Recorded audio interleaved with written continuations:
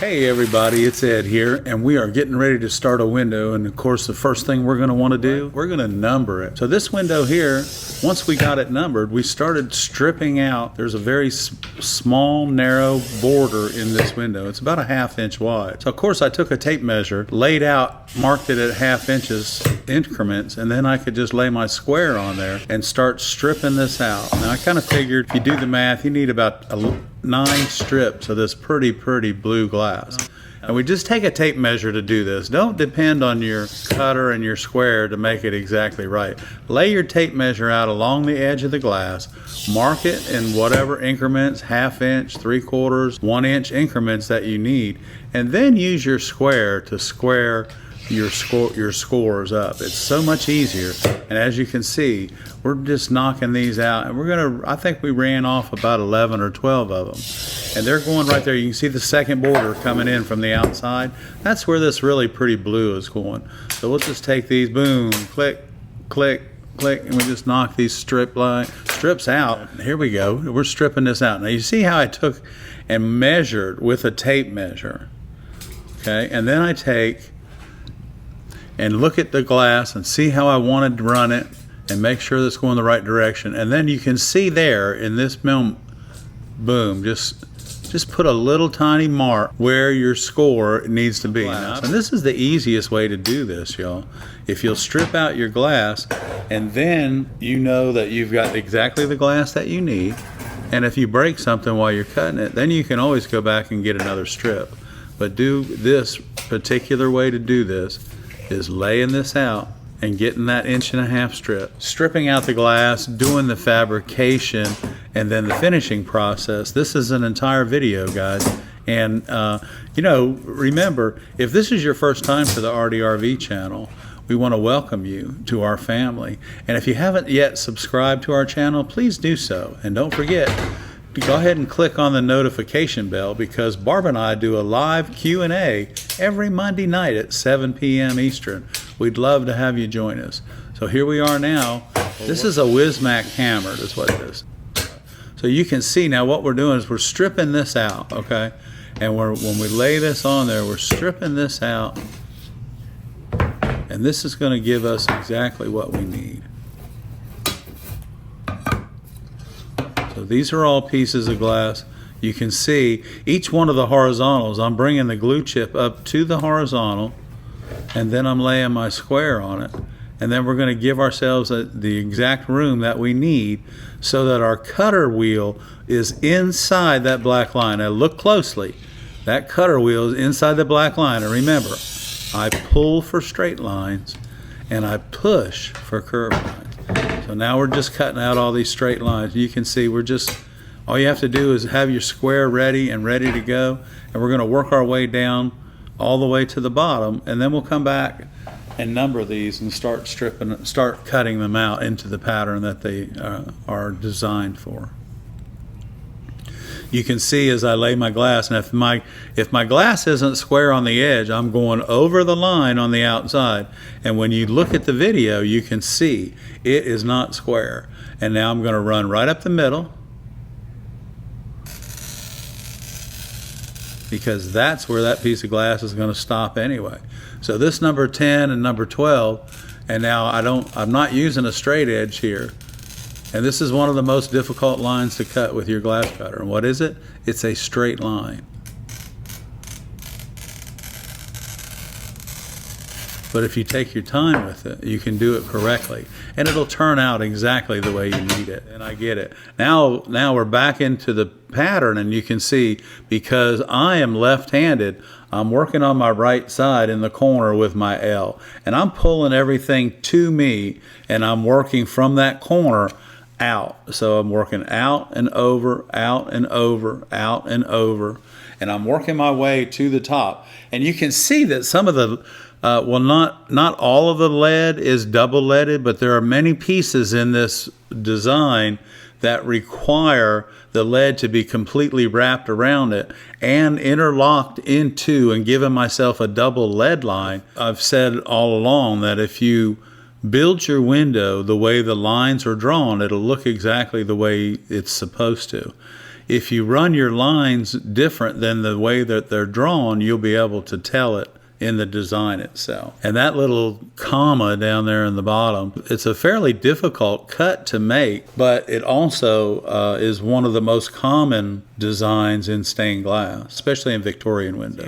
Now I'm going to start sliding things in the middle, bringing the outside in as I work my way up. And guys and gal, the framing square in this video, as I work my way to the top, because there are so many horizontal lines in this, is imperative. Please set your framing square on your window as you work your way to the top. You know, if you draw a straight line, make sure that it's a straight line in the window. If you draw a line that's bent, bend it to the line that you've drawn. Make sure that everything that you do is to the design of the pattern. Now, I love this part. I love soldering my cane, and I do the 1-2 straight down and straight up. There is no secrets about solder, and I have several videos for you to learn from.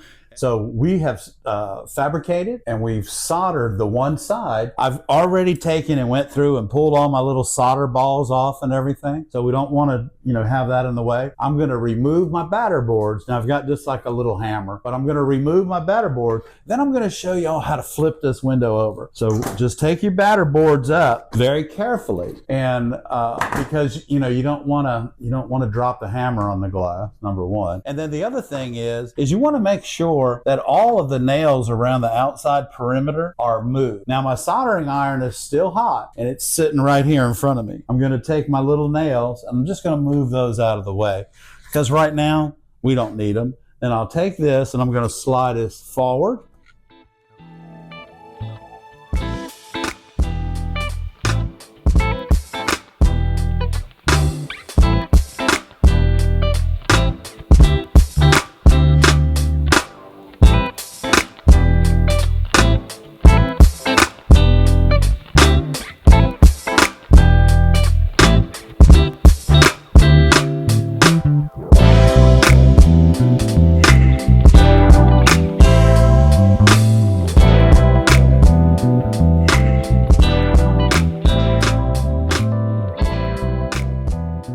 We're getting ready to putty this window here, but I wanted to take a little bit of lacquer thinner because I had to use a paint pen on the dark color of blue here. So I just wanted to knock that off real quick before I start puttying. And usually the putty is going to take off any of the black marker like that, but you have to work a little bit for it to get the paint pen off. Now I've got my putty mixed up and it's right here in my little coffee container can. So, and I just keep a lid on that. And as it stiffens up a little bit, I just add a little bit of lacquer thinner and mix it up. So here we go. I've got my brush and I've got my glazing, and you can see that's a nice consistency right there. So remember guys, when we're puttying windows, we're in a circular motion. And as we putty the window, the lacquer thinner, you can see it right here. Here it goes. The lacquer thinner is starting to evaporate. So now I can go back and clean off all the excess, but I can take it and move it around and push the excess right into the window where it belongs. So this is how we do it. Here we go. So we're going to start out, we're going to make a mess. We're going to push all of our glazing in the hole, in the channel on the lid. Okay, so now it's started to dry. The lacquer thinner, you can see it. So now we go back and we're going to not remove the putty, we're going to clean it up. But so it's got that little bit of lacquer thinner in it, and there you go. It just evaporated. Now we're going to move up to this section here.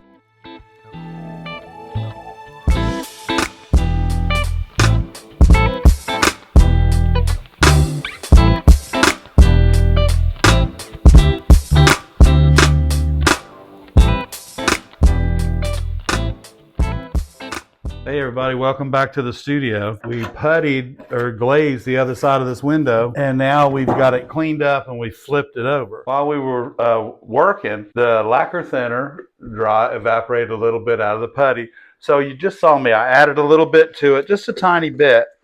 And then let me show you the consistency that you should be working with your putty. Because if you do this, it just goes in real easy. Look at that. See what? See that? So again, on this side, just like we did on the other side, we're going to go in a circular motion and we're going to putty the entire window. Now, as the lacquer thinner dries out, I can just take the putty and move it around wherever I need it. But I'm also getting it cleaned up while we go. This is a great way to do it. And if you make your putty according to the recipe, it'll work just like this for you. So we're getting this in there. We're getting it all in the grooves, and we're glazing that glass right in there. And again, the circular motion, especially when you have borders like this, that circular motion pushes everything in instead of taking things out. So we'll grab just a little bit more glazing here. Okay, here we go. So we're going to work down here just a little bit. Now you see I have my acid brush. It's getting ready to get, I'm warming it up.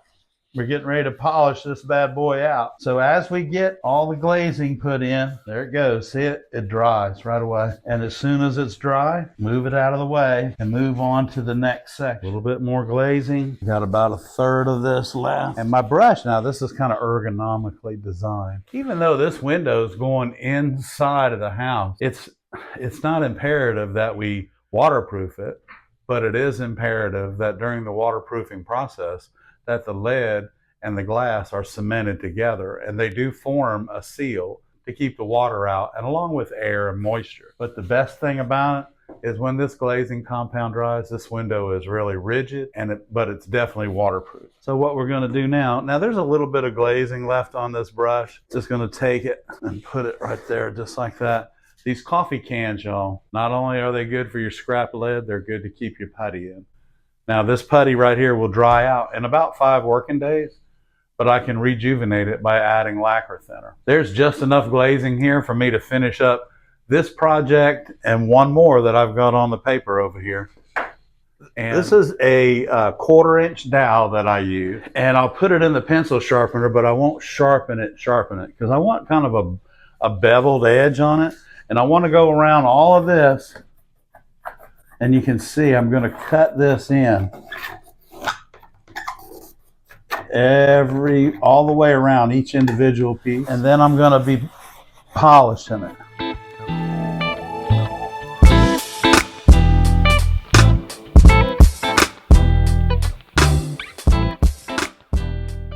If you find these videos helpful to you or any member of your family that does stained glass, please give us a thumbs up, and don't forget to subscribe. Subscriptions are free, and we'd love to have you on board in our family.